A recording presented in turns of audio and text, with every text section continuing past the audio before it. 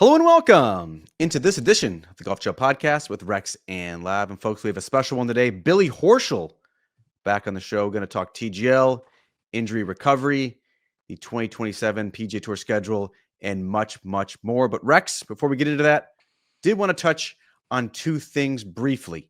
First, Scotty Scheffler, now a four-time PGA Tour Player of the Year, the only player besides Tiger Woods to accomplish that feat. Tiger, of course, actually won 5 in a row from 1999 to 2003. No vote totals were released by the PGA Tour. So we don't know if this was 51-49 or if it was 99-1.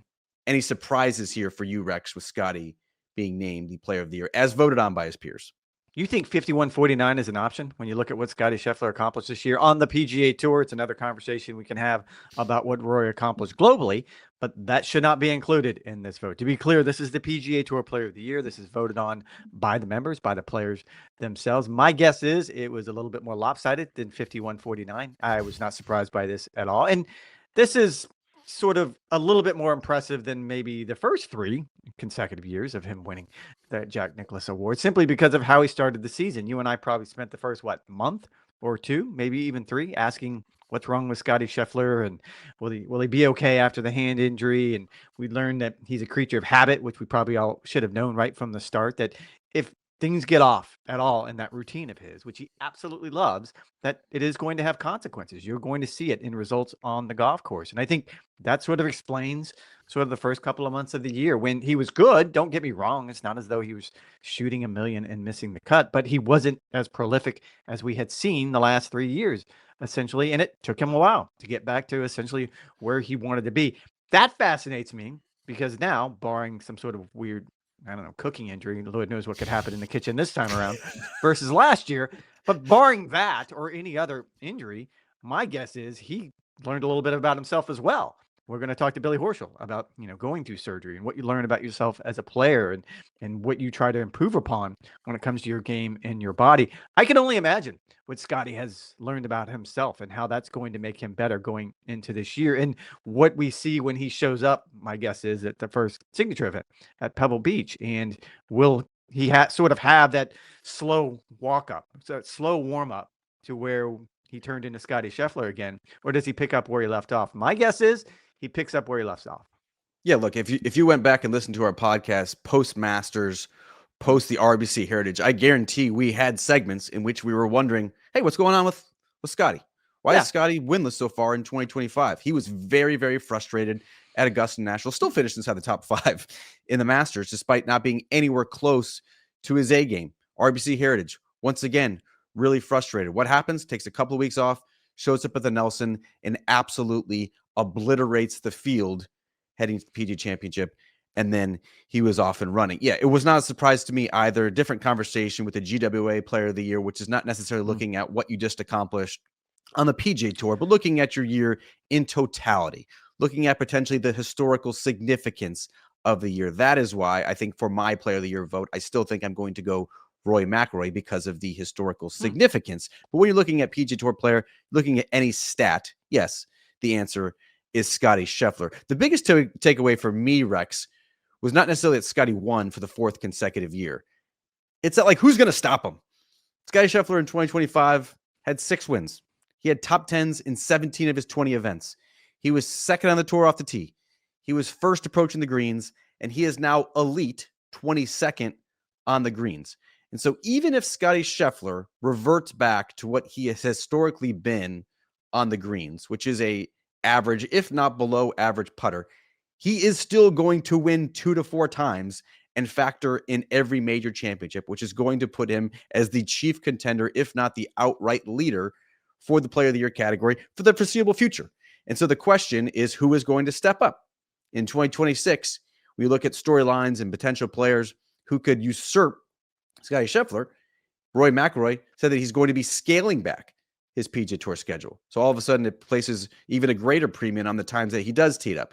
Xander Schauffele coming off a season in which he won just once and had his own injury issues with the rib. Ludwig Oberg, of whom much is expected, won just a single time back in February at Torrey Pines and never really got firing. Tommy Fleetwood had the best statistical season of his career, but can he keep it going? And so I'm not a betting man. I don't understand gambling odds. I do think that Scotty Scheffler would be like minus 1,000 to be PGA Tour Player of the Year in 2026, barring some sort of injury or barring a absolutely career year from one of those players I just mentioned. I love the idea of someone tuning into the podcast trying to get gambling advice. You could not be more Plus reckless 1,000, with your got it. money.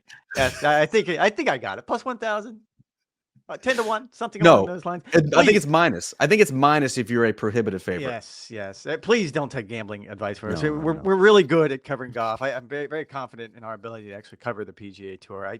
I'm not confident on our ability to give away good gambling advice. That would be downright reckless with your money. It is curious how, and it's a good question, that he would somehow revert back to the mean when it comes to his putting. I don't know how that happens, and maybe it's because we've seen it firsthand ever since he started working with Phil Kenyon. I had a long conversation with Phil Kenyon in the Bahamas, not necessarily about Scotty Scheffler, more about philosophies and what he's trying to teach his students.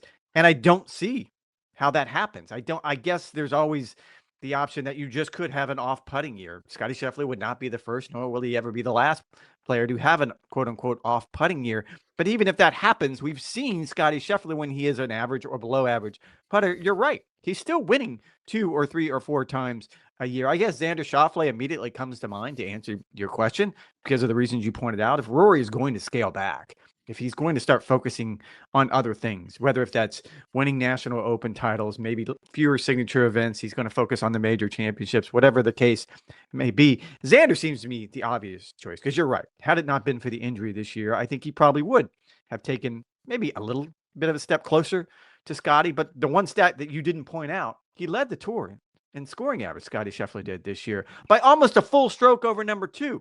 Rory, that's outrageous. Like when you start talking about trying to win in the margins on the PGA Tour, you're talking about 10th of points or 10th of strokes when you're going from week to week to week. He did it by almost a full shot. I will say the Golf Writer Association of America ballot goes out this week. You don't even have to apparently look at it. You already know who you're going to vote for. You've already said it's going to be Rory McIlroy. I'll be fascinated to see how the membership votes on that. I just got the Association of Golf Writers results from their Player of the Year. That's actually in the UK. That's the Golf Writers in the United Kingdom. They voted for Rory. And again, The bias. Perhaps, but as you just pointed out, your bias goes the other way as well. I would point out that the PGA Tour Player of the Year award is what you do on the PGA Tour. The AGW, and to maybe a little bit lesser extent, but it should for the GWAA, should be internationally. What this player has done globally for the game. And I would argue what Rory did at the Ryder Cup, what Rory did late in the year, winning the DP World Tour title for the 7th consecutive time to put himself in that truly elite company.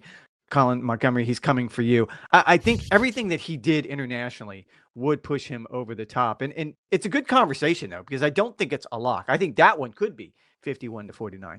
Yeah, we'll certainly report back on the podcast once all of the golf writers from the Golf Writers Association of America, of which Rex is the president, and I am yours truly, he's second VP. Whenever that vote total is in, we'll be sure to bring it to you and break it all down. Second topic, and a topic that Scotty Scheffler is never going to have to worry about, Rex, is Q School.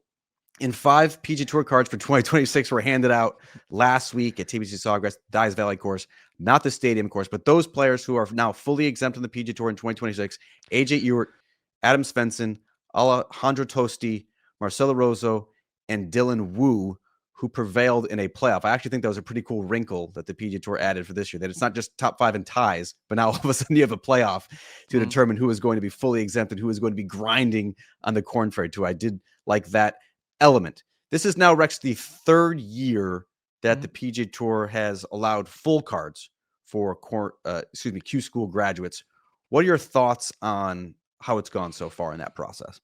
I love Q School because of the stories that you got. You're right. That playoff was pretty cool to watch Dylan Wu secure that last card, the emotions. You saw it at the RSM Classic. When players' jobs are on the line, when you don't know what the next year is going to bring, that's when I truly think you see the emotions that we want to see as fans out of our athletes. You don't get it very often in professional sports. Certainly in every other professional sport, you have guaranteed contracts. So it's not even really part of the conversation. This is much different. I always loved covering Q School. I had a chance to catch up with our colleague Brentley Roman this week. He was there and covered it. And I think Toasty is the one that's going to fascinate me the most. Keep in mind, he hasn't played really since mid to late summer. Haven't even seen him on the PGA Tour. To circle back around and to actually secure the status going into next year. Technically, I think he probably would have been on some sort of medical going into next year, so he would have had some sort of limited status, but this is clearly better.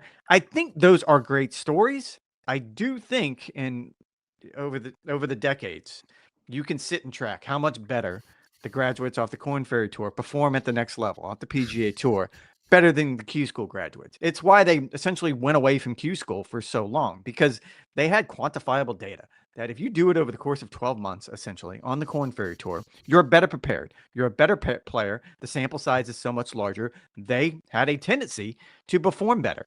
All that being said, I still like the drama. I still like the emotion of what Q School brings. And it's 5 cards. It's not like we're talking about a lot. I think anyone who showed up at Q School will tell you it is by far a long shot. Again, we're not good at gambling advice, but that's a true long shot. I love the emotion of it. I love the storytelling part of it, but I also get it's probably not the best way to identify a truly capable, a truly potentially breakthrough PGA Tour player. Yeah, I'm completely with you because I'm torn on this as well. And look, I mentioned this is the 3rd year that they've had this, so it's a small sample size, but the early returns of sort of how sticky these players are on the PGA Tour, it's pretty bad. Yeah. Since 2023. I mean, none of the Q School graduates have kept their card the following season. The average, I did the math, folks, I did math. The average FedEx Cup finish for the Q School graduates the following year, again, fully exempt, playing anywhere from 25 to 29 events, their average FedEx Cup finish was 156. And so I love the stories. I love the fanciful notion. I love the idea of a career-changing week, and then you get to play the best tour in the world, fully exempt. Again, 25 to 29 events. I do think we need some sort of element of that. It's the same thing with Live Golf and their promotions event, where if you have a great couple of days, all of a sudden you can become a millionaire. That potential exists on the PGA Tour as well. But as you mentioned, we are kidding ourselves if we think that 172-hole event is predictive of a big year ahead. Give me more Korn Ferry Tour graduates. Give me more DP World Tour graduates, especially Rex, in this new world where there's going to be fewer players who are fully exempt, where there's going to be fewer tournament starts, where every start is going to be precious. You want to make sure you have the best players, the players who have earned it. And if all of a sudden you're giving, 5 cards to guys who got hot for 4 days at Dyes Valley, that is probably not going to sit well with the PGA Tour membership.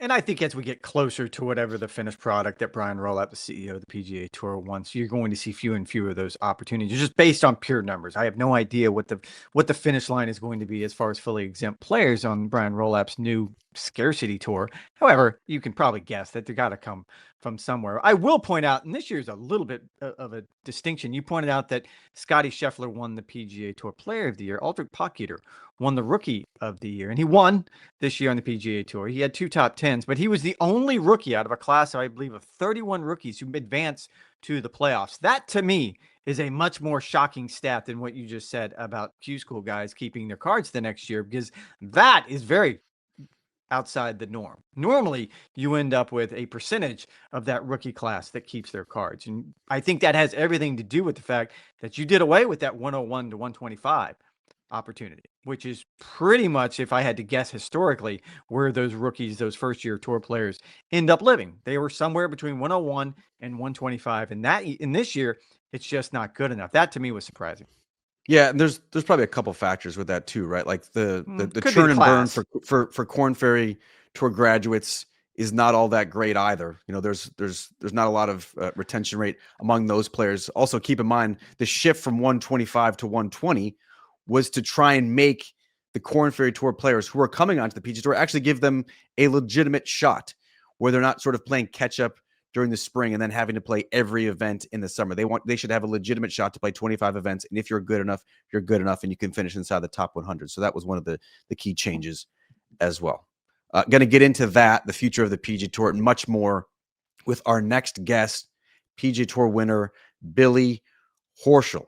BillyHo, a big part of TGL, which is certainly the centerpiece of our conversation with that season 2, starting in just a couple of weeks. We also touch on his recovery from a recent hip surgery, as well as his thoughts on what the schedule for the PGA Tour should look like. He's one of the best in the business, and he's our guest now.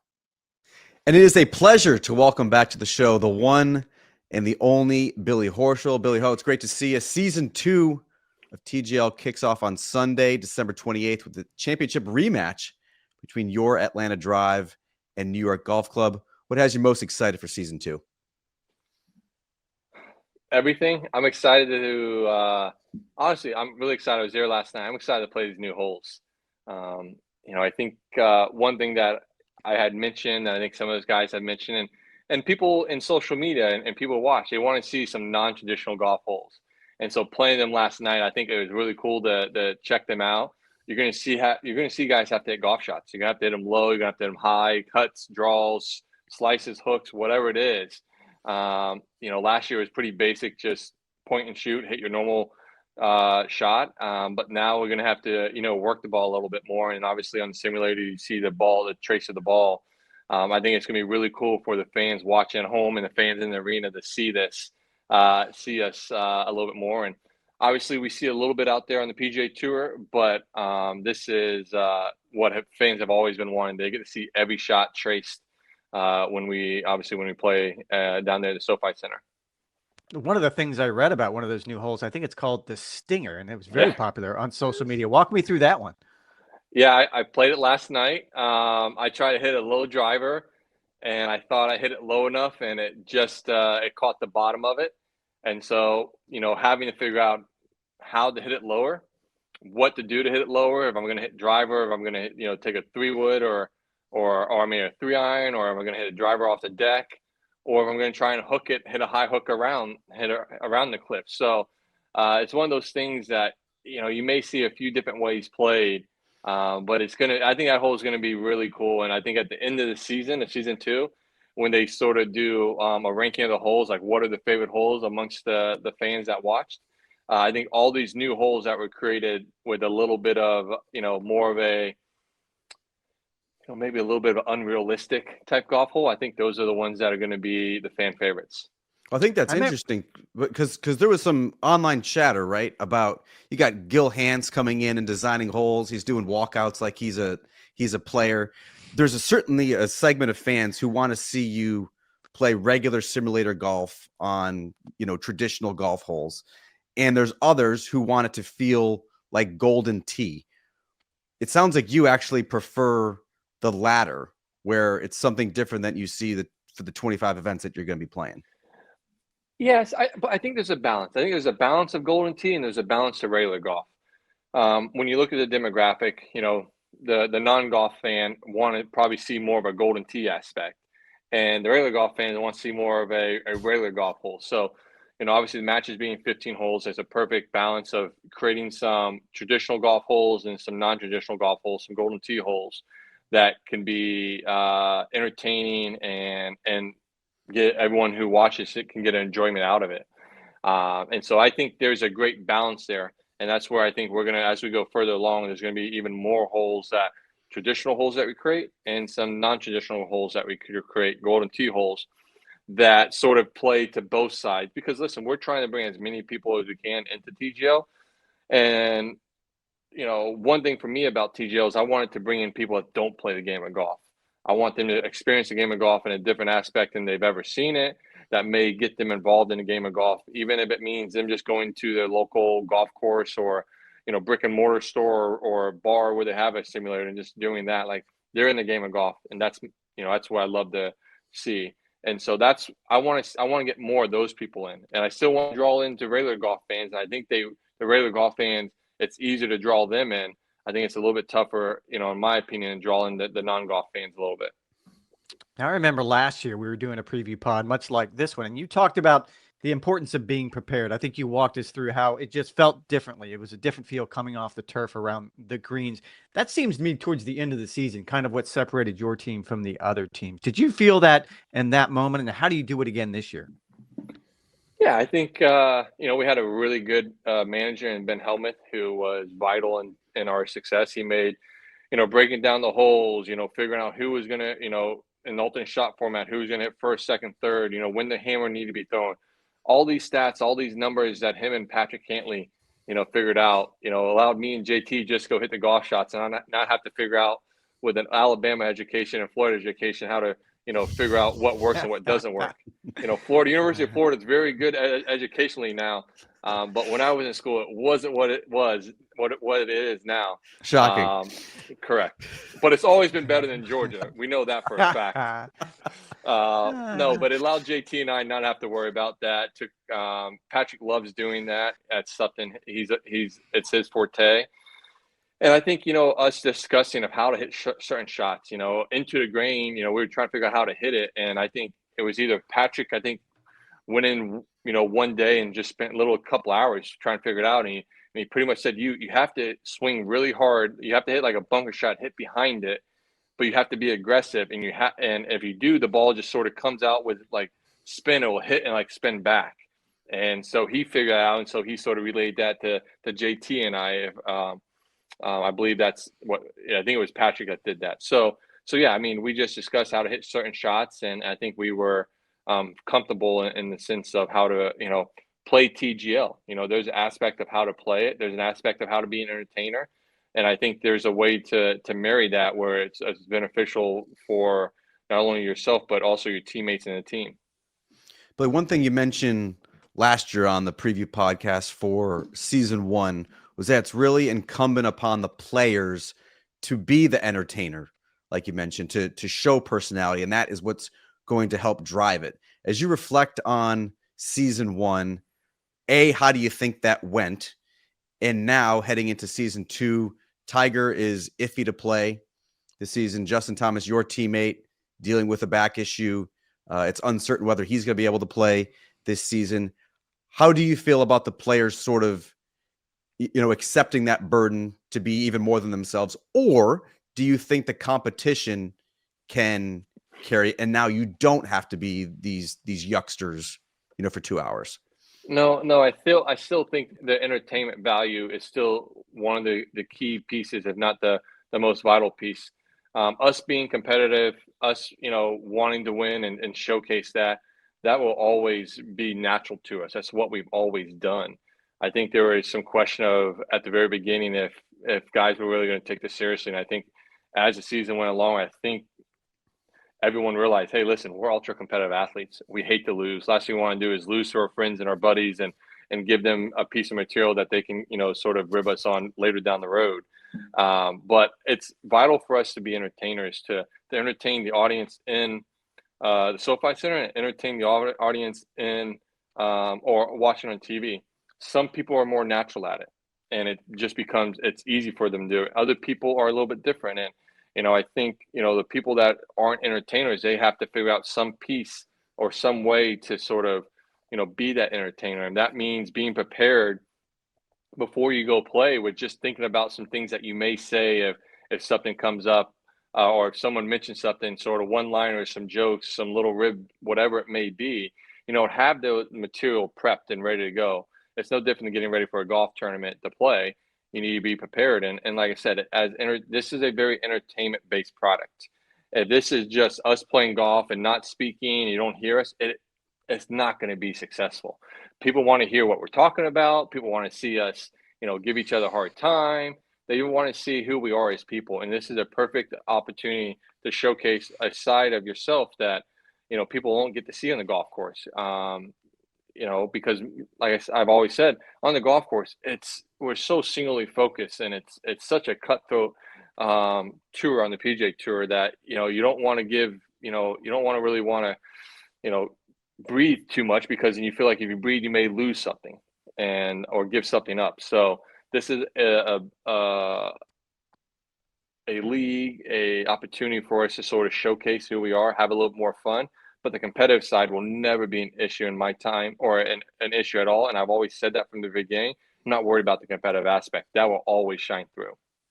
You're workshopping jokes. Now, this is great. Who among your TGL competitors was the low-hanging fruit? Who did you feel like, yeah, this is easy, I can go after this guy?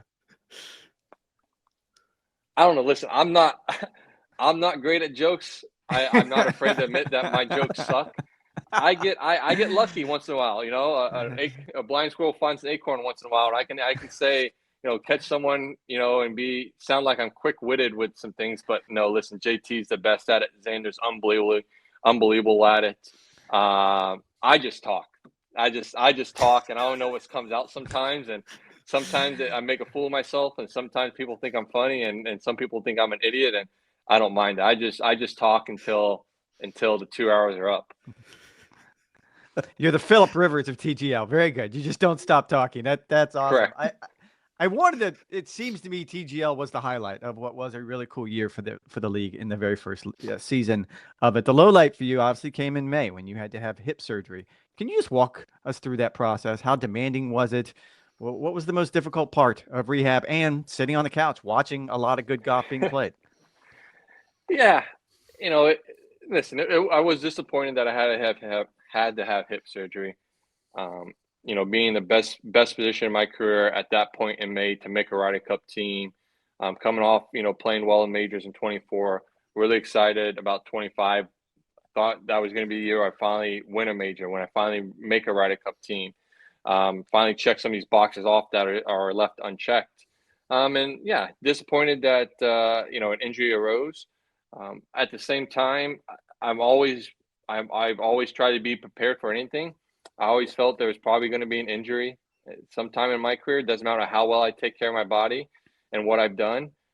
Just the wear and tear of doing it, you know, 16 years professionally, you know, 4 years in college, and then, you know, let alone the years before that of playing and practicing as a junior golfer.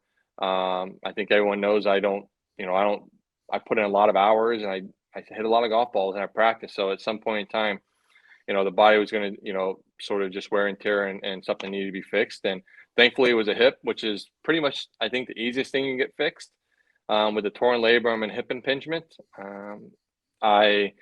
You know, sitting on the couch was a great time to be, you know, sort of have a perspective, you know, sort of think back and about my 16 years I've been on the PGA Tour, and what I've accomplished and what I still want to accomplish, and how I'm going to go about it. And, you know, what do I want? How do I want people to see me over these next 6 years? I think people were shocked, you know, from what I could tell, and you know, people coming up to me about the person they saw in TGL versus the person they see out on the PGA Tour. When I'm inside the ropes and I'm competing, I can be very serious, and sometimes it doesn't look like I'm enjoying it, and I really am.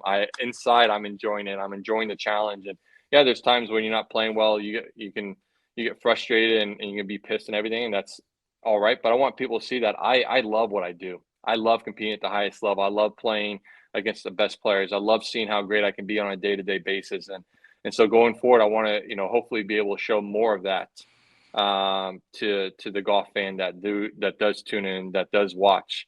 But you know, the process itself was fairly simple. I knew what I needed to do. It was more or less being patient. There was a period of time there about the 8, 9, 10 week mark where I felt really good. I felt like the hip was really in a good spot. I felt like we could start doing more in sense of you know, training, strengthening it, lifting weights, and my PT Sophie, you know, kept sort of putting the handbrake on me, and I was giving a hard time, and I've apologized to her because I'm just not one to be, you know, not continue to push. And you know, she was really good with my rehab, and I thank her a lot for everything she's done. And you know, we're in a position we are now because of her, and because of, you know, the process that she had me stick to. You had a couple of starts this fall under your belt. Just curious though, can you take us like into the psyche of a pro golfer and describe what it's like coming back from an injury? Like, are you concerned about re-injury? Are you worried that you'll never be the same? Are you frustrated if it's not coming back to you as quickly as you like? What's that process like this fall as you actually get back inside the ropes and compete? Well, I was never worried about the re-injury. I was because your body feels good, and the hip has more mobility in it. You're not feeling any pain. You feel like your speed should be back. And even though all the data, everything, it's going to take time because the hip is still healing. You're still getting stronger. You're still getting more explosive. All the fibers and everything are healing and reconnecting. And so, there were just times I'm like, gosh, I have no speed. And I feel like, God, this sucks. Am I going to be this slow, for the next 6 years of my life, of playing professional golf, or is it going to come back? And it's come back. The drivers still, from a day-to-day basis, can be a couple miles per hour different, but we're in a zone that I'm satisfied with, or I'm not satisfied with. Let me just say that I'm not satisfied with it. I'm okay with it, but I know I've still got more room to get to the speed I have been at over the last 18 months of my before the injury, and I think there's room for me to actually push beyond that as well. I think I'm a stronger individual, and since physically I've been able to train hard and put on some muscle, which I think will translate to more speed, more power, the ability to control the ball more out of the rough. I think, the mindset was, honestly, when I went to Wentworth, I was excited to play. My game wasn't really in the shape it needed to be to compete, but I wanted to go defend. I felt like, you don't win many times in your career, and being able to go defend the title is pretty special. So I wanted to go over there and defend the title. I love going over there. Everyone knows I love Wentworth. I love the DP World Tour. I love London. So it was nice to go back there. But honestly, the first 2 days, Monday, Tuesday, I walked around and I was, doing my normal stuff, but I'm like, this feels weird to be at a golf tournament again. I don't know what I'm doing. I'm saying hi to everyone. I'm like, am I actually here to play a golf tournament? Am I here just to watch? And then by Wednesday morning, it sort of clicked in the Pro-Am, and unfortunately missed the cut by a shot. Looked out eagle on the 18th hole to make the cut. And from then we progressed forward with the game, with the feeling of being back playing professional golf. Last week, I played Hero World Challenge in Bahamas, and I played the Grant Thornton event in the Invitational with Andrea Lee down there. And that was the first time I played 2 events back to back, and the hip feels good. So yeah, we're excited to get back to fully competitive golf on the PGA Tour in 2026. And I've always been a big believer that things happen for a reason, whether it be good or bad. And I always believe, when in a bad situation, I always believe something great's going to come from it. You just got to handle the process that leads up to that reward. You got to handle it the right way and do the right things and be ready for it to when it materializes. And so I do believe something special is going to come from this hip injury. Don't know what it is, but I'm a big believer that it's going to be something that I'm going to be very pleased with. Now, last week in the Bahamas, you were really gracious with your time, as you always are, when I wanted to talk to you about what the schedule might look like for the PGA Tour going forward. And scarcity is the word that Brian Rowlett used when he sort of created the Future Competitions Committee. You had a lot of thoughts. You had spent a lot of time thinking about this. What's your concept on what scarcity might look like and what the schedule might look like going forward? Well, the scarcity aspect, I want to make one thing clear, and it's something that, as you know, we had a meeting down there. Brian came down and had a meeting with the players that were at the event, and come to find out, listen, I've been outside the tour for 6 months. He's had many meetings with many of PGA Tour individuals, whether it be individuals or as groups, to discuss some stuff. And so Brian's been doing a really good job of that. But scarcity, people think it. I do believe, in one aspect, it means we're probably going to limit some tournaments on the PGA Tour, something I've been an advocate of for quite a while, that I feel like we've had way too many. And then on the other side of that, I think people think scarcity means we're going to really reduce the fields and the playing opportunities. That's something that Brian, denied, in the sense that, right now there is no talk of reducing the field sizes anymore. There is no talk of reducing pathways. That is not the idea of the scarcity in his eyes. So I think, I'm not saying that field sizes won't change somewhat, but I think it's not going to be a 60-man field. I don't believe we're going to go to a 60-man tour going forward. I don't think that's a model that sort of, as you said, we're not beholden to tradition, but we still obviously, look at tradition and want to honor the tradition of the PGA Tour. And so that doesn't honor what the PGA Tour was founded on, in my opinion. So I think scarcity is more or less about tournaments themselves and reducing the amount that we have and finding a window in the 12 months where the PGA Tour can be the most successful and filling that window with tournaments. I want to follow up on that because you're a man of the people. What do you say to golf fans who are worried about this direction? Golf fans love golf. They love watching golf. They want more golf, not less golf. Why do you think a model built on scarcity and a confined window, let's call it from the Super Bowl to Labor Day, why is that beneficial for a golf fan? Well, I would challenge a golf fan in the sense that if they want more golf, then why aren't they supporting the golf more by watching more golf? If they want more golf, why do they only get 600,000 viewers in the fall schedule when golf is on Golf Channel? So there's an aspect I would challenge the golf fan is I understand you want more golf, but if you want more golf, then you need to be supportive of us giving you more golf, in my opinion. Now that may not sit well with everyone that I just said. It may not sit well, but I think golf fans are sports fans. And listen, NFL is the driver in the United States. People love watching NFL. We can't compete against NFL. Basketball is obviously being played, but they try not to compete with NFL. All these other sports aren't trying to compete with NFL. They're trying to find their own little window that works for them. And that's what we're trying to do with the PGA Tour. And in that window, with the golf fan, with what the golf fan likes, they want to see the best players play as well. So even though they want more golf, what is more important? Do they want more golf or do they want to see tournaments that have the best players playing more often together to see who really, to really compare apples to apples? And I think however this plays out, whatever the window is, and whatever the tournaments look like, I think you're going to see the best players playing more often, in the future, together competing against, and you're going to really get a good census of who are the best players in the world of the game of golf. One other thing I wanted to ask you, Billy, is where do international events fit into all of this? You've always been a worldwide player. You've enjoyed going overseas. I can't help but think you were playing in the Hero World Challenge along with 19 other best players on the PGA Tour. Rory McIlroy was at Royal Melbourne in the Australian Open. You also had a Victor Hovland and a Will Zalatoris playing in South Africa.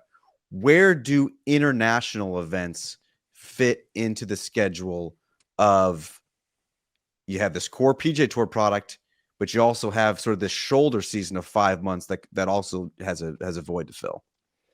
Yeah, it's tough. Listen, I mean, I think ideally, in my eyes for a long time, I would love to see a global tour, work. But I honestly, I don't think that, will ever materialize unless you sign players to a contract that requires them to go play overseas, and to support these events. Then I just don't see, Americans honestly traveling outside America. They're very comfortable with living in, being in America, playing American events. Obviously, the financial rewards of playing in America are evident, and so there's no need for them to play globally, unless they see themselves as a global player, unless they have a infatuation of putting their names on trophies and comparing themselves to others, before them that traveled globally and created a legacy that was very deep and reaching of the entire world of golf.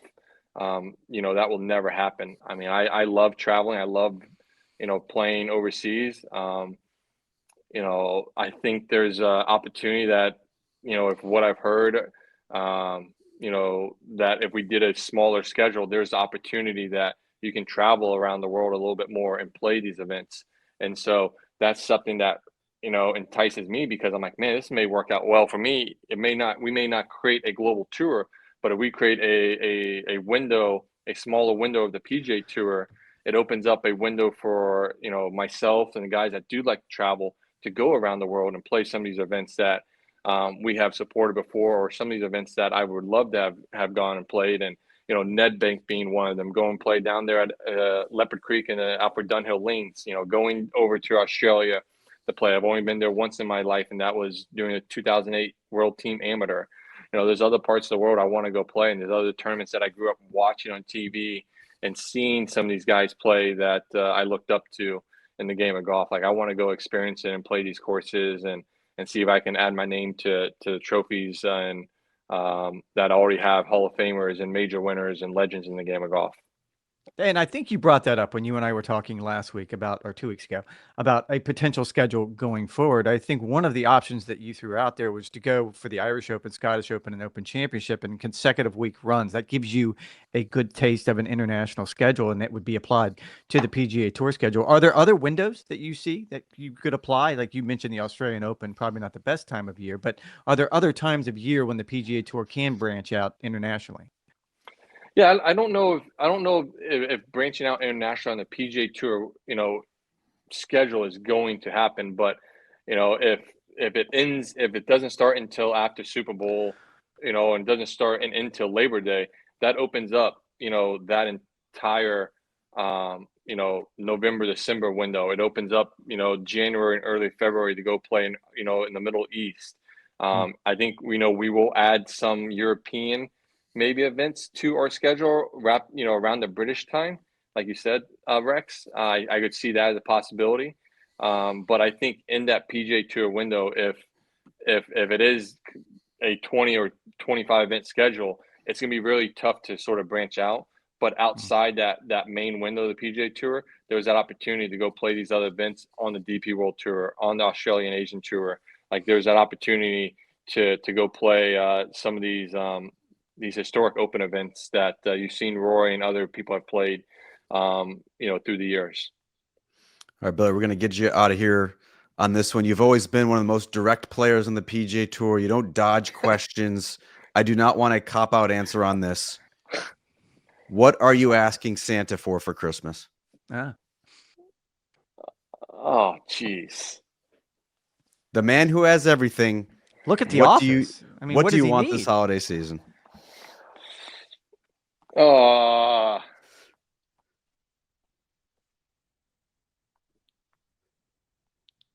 don't know. I mean, I know. I don't want to say it. He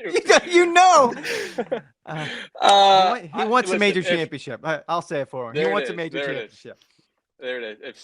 If Santa delivers me a major or players next year, he doesn't have to bring me another gift for the rest of my life. Never dodged a question in his life until this one. Billy, we love having you. You're a great guest on the podcast. Hope you and your family have a great holiday season. Looking forward to a healthy and happy 2026 for you. Thank you. Listen, I honestly thought the question you were going to ask is the Georgia Bulldogs going to win the national title this year? Oh, no. I thought that was the question you were going to ask. We all know the answer is yes. Oh. Thanks, guys. Have a good Christmas. Okay, see you guys in 26. Thanks, Billy. All the best. And a special thanks to Billy Horschel for joining the program. Again, TGL begins in a couple of weeks. Always love having him on. Anything really stand out to you, Rex? Well, the second season of TGL, you and I spent a lot of time talking about it last year. I love the idea that the bells and whistles brought in a lot of new fans, and Billy talked about he's not necessarily in the league's not necessarily interested in the guy that's going to sit down and watch 72 holes of PGA Tour golf Thursday through Sunday. More interested in the person that's probably going to sit at the bar with his buddies and talk about that's kind of a cool hole, whatever the stinger hole looks like. I'm still not exactly sure what it looks like hearing Billy talk about it. It sounds an awful way to spend an afternoon trying to play that particular shot. However, it's not the bells and whistles that are going to keep those fans around. And he's been probably one of the best when it comes to this new league, that it has to be personality driven. He was one of those personalities we learned a lot about last year. Ludwig Oberg was one of those personalities. I think more and more of the players in TGL are starting to understand that. I'm looking forward to seeing sort of that expansion this year. The best part of Billy Horschel, he's not just passionate about his own game, about his own performance. He's also really passionate about the future of the sport, future of the PGA Tour, wants to have a say in it, cares deeply about it. More Billy Horschels, fewer players who are ambivalent about the future. I think they'd be in a better spot. And hey, just a reminder, Golf Channel has its own golf adjacent programming coming up. It is the Optum Golf Channel Games, going to be airing on Wednesday, December 17th. Coverage starts at 7 p.m. Eastern Time on Golf Channel and USA Network. If you've been under a rock over the past couple months, it's Rory and Scotty headlining the 8-man competition, 3 hours under the lights at Trump National in Jupiter. Think, guys, of like an NBA three-point shooting contest meets the NFL Combine with a skills competition and some time elements. It's going to be a lot of fun to watch. Also, Rex, wanted to give a quick shout out to one of our colleagues, Cara Banks, leaving Golf Channel to stay with NBC Sports full-time. Incredible at her job. Has always been a great teammate for you and I. We're going to miss her dearly and know she's going to keep crushing. All right. This is our last episode, Rex, at least our last live episode before Christmas. What are you getting into this holiday season? I am not going to be grilling anything. I anticipated you to ask me about grilling because my doctor wants me to go on. Do you know what a Mediterranean diet is?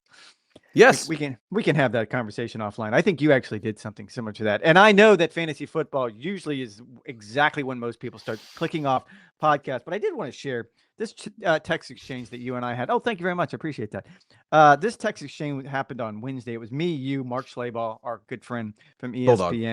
and Bulldog. And you had a 60% chance of winning this game that you have now flashed up on the screen. As you can see, not only did you not win, it wasn't even particularly close. And your comment in that text chain was this playoff game might be more lopsided than Oregon and James Madison.